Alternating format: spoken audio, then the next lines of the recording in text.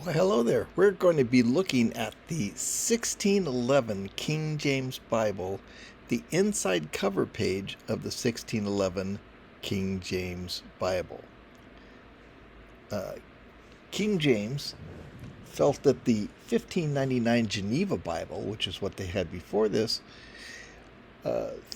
threatened his authority, shall we say, to a certain point. So he ordered his own people to come in and do a translation of the Bible, which, of course, as we know today, named after him King James Version.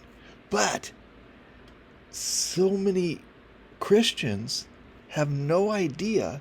You ask them, I would ask some of my pastors, my past ministers, I would say, well, why don't we use God's name?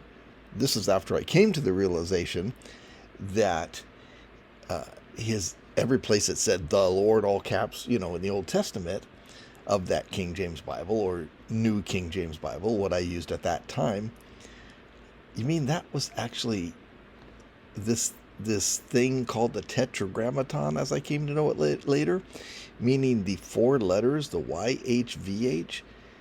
And why did we change that, white out his name, and put the Lord in its place?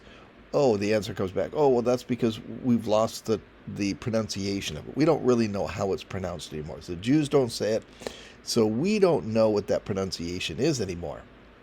So, and as I've looked into that and researched it, it's like, what are you talking about?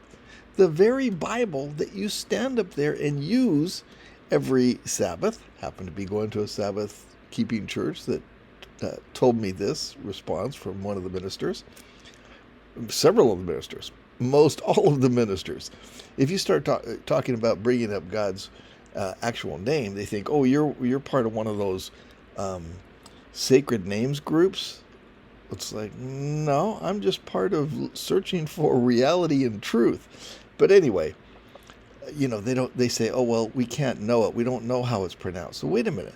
The very Bible that you use and preach from every Sabbath, if you look inside the cover page of your Bible, go back to the original King James of 1611, guess what? Look what's at the top of it. A beautiful picture of God's name with the vowel pointers. Very publicly known in the 1611 King James Bible. And by the way, inside the pages of that King James Bible, we're going to look and see that we can find it in there too. So that's just ridiculous. Just back up a little bit. Maybe you need to go back and throw away that new revision, because you've got God's name in the very cover page illustrated. Beautiful illustration, by the way. Look at that with the clouds around it and his name beaming out like that. But there it is, hiding in plain sight. And yet, well, we don't know how it's pronounced. Guess what? There it is with the vowel pointers, pronounced Yehovah. Love that picture. So let's go ahead and look at the Hebrew alphabet. Now, this is the, we'll call it modern Hebrew, not Paleo Hebrew or older, more pictorial type versions of Hebrew. And let's examine it and look for those four letters in here. And we'll find them. Remember, Hebrew is right to left. So here's a little picture there that shows us the Y, which is the Yod. There it is, the Yod, Y.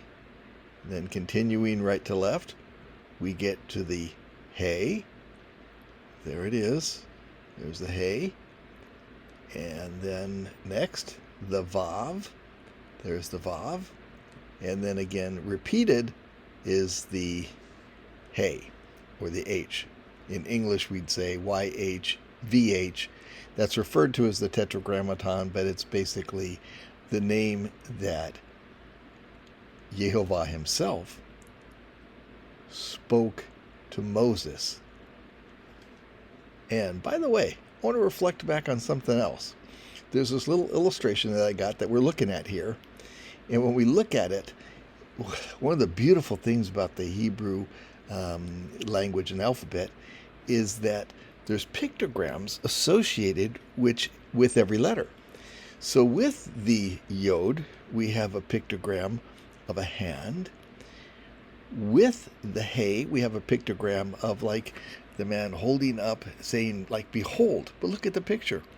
Behold. That's what that pictogram looks like. Behold. Next, the Vav is a nail or a peg. A nail or a peg. Okay, I'm still with us here. And then behold again, the Hey. Hand. Behold. Nail. Behold. What does that bring to mind?